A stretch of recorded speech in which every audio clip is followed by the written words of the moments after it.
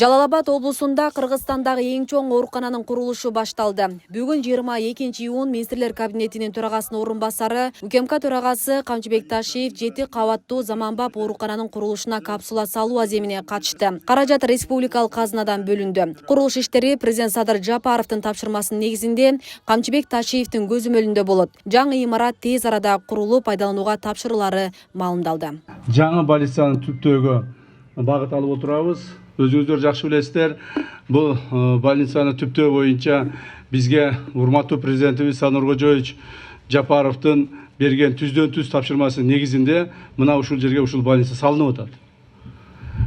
Ушул больницаны салуу максатын биз мындан бир нече айлар мурда тилек кылган элек. Жана ошого баягы даярдоо иштерин жүргүзө баштадык эле. Мына бүгүн убакыт келип, ушул ишти баштай турган болуп атабыз. Больницаны куруу, больница 7 этаждуу болот. Чоң больница болот. Мындай чоң больница, 7 этаждуу больница Кыргызстаныбызда али курулуп элек. Биринчи ирет ушу Жалал Абадта курулуп атат. Анан бул больницада жанакы билесиздер эми кээ бирлер айтат го, кутучаны салып коюп кетип калышат, ошо бойдон токтоп калат. Андай болбойт. Мен өзүм контролдогон жерлер андай болгон эмес, болбойт дагы. Кайсыл жерге кутуча салсак, ошол жерде жумуштар бүтүп атат. Бул больницанын акчасы уже 1 миллиард сом акчасы толук келип түштү. Сиздин счетуңузда турат, туурабы? Мына акчабыз келип түштү, счетуңузда турат. Больницаны куруу бүтүү срогу кийинки жылдын ушул маалына биз бүтүшүбүз керек. Эч кандай муну жанагы больницаны курууну созуп 2 жыл, 3 жыл, 5 жыл кылып кармап отурбайбыз. Билесиздер, бир кичинекей корпусту курганда деле 2 жыл, 3 жыл жүрүп калышты эле. А биз Кыргызстаныбызда эң чоң больницаны Кудай кааласа 1 жылда куруп бүтөбүз деп атабыз. Ошого толук даярдыктарыбыз бар. 280 орундуу имарат 3 блоктон туруп, хирургиялык профилдеги ооруларды кабыл алууга ылайыкташат. Жер төлөсүн кошкондо жалпы 8 кабаттуу болуп курулат.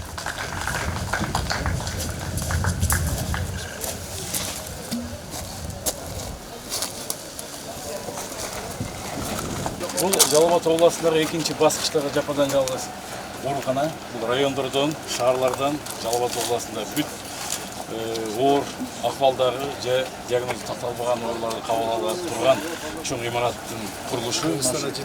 Кыргызстанда 7 этаждуу больница пока жок. Бул биринчи ирет салынды. Биринчи практикада ушундай болду. Бул 3 блоктон турат. Блок Бирок вертолетту алып салса деп. Болбой турган. анда навигационный центр көп нерселер болот экен, ал кошумча. Анысы азгынча токтоп турат экен. Жок, себеби дегенде аны үчүн көптөгөн нерселер болот экен да. Çok iyi navigasyonlar dostlar. Усложнение бербейди. Мен көрө берсин, көрө берсин. 3 блоктон блок А, блок А, блок Б, блок В болуп 3 блоктон түзүлгөн 280 хирургиялык профилдеги ооруларга ылайыкташтырылган 7 кабаттуу. Ушуну салып берсек, бул больница чечилер маселе. Чечилет. Анан кийин да салып бер дебейсиңерби? Эчесе керек Пока ближайший 15 жылда суранбайбыз. Элдин көй, өзүңүз айткандай элдин көйүшүнөн багылып. Бирок мунуларды алыш керек, мунулардычы. Мына эмне деп коет? Материалдарды алып, бул ушун тазалагыла ушул.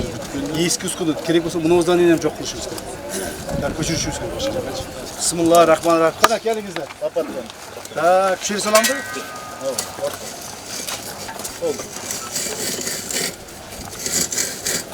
Так. Кана. Бисмилла рахман рахим.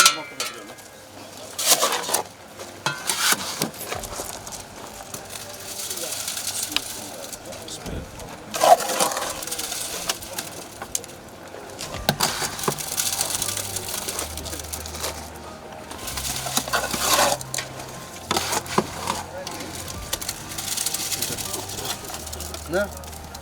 Tamam mı? Tamam. Aşağıda sağ olun. Bul diye. Size bir son bir yedik için. Oldu.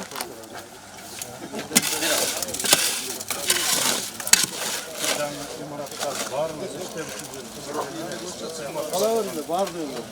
Буга чейин Жалал Абад облустук ооруканасынын жааматы техникалык базасын чыңдоо максатында министрлер кабинетинин төрагасынын орун басары Камчыбек Ташиевке кат менен кайрылып, муктаждыктарын айтышкан. Генерал оорукананын абалы менен ушул жылдын март айынын аягында жеринен таанышып, жыйынтыгында заманбап шартта оорукана салынары, имаратта тик учак конууга да мүмкүнчүлүк түзүлөрү пландалган. Бардык проектлерин даярдагыла.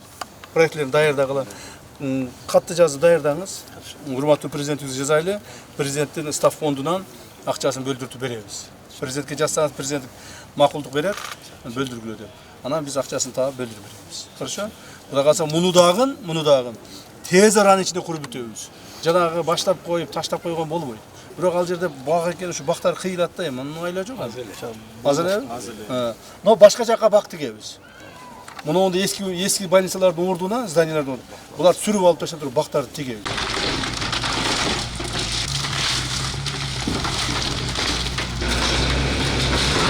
Ал арада УКМК төрагасынын тапшырмасына ылайык облустук оорукананын аянтында жайгашкан Союз мезгилинде курулган эски имараттарды бузуу, айланасын тазалоо иштери жүргүзүлгөн. Муктаждык бар болчу, себеби бул оорукананын имараттары мурунку хирургиялык профилде булар бардыгы 70-80 жылы курулган, бирок штаттары аз. Советтер Союзу убагындагы штаттар менен ушулга чейин иштеп келгенбиз. Азыр бизге кошумча штаттар бергенге убада болуп, кошумча керебеттердин санын көбөйтүүгө тапшырма берилди.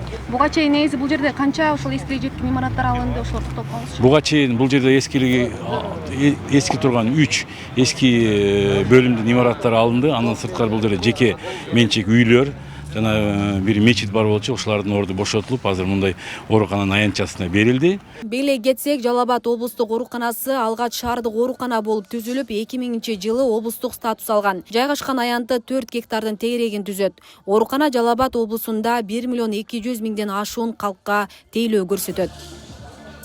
Асел Сыдыкова, Замирбек Тойчубаев, Регион телеканалы, Жалал Абад.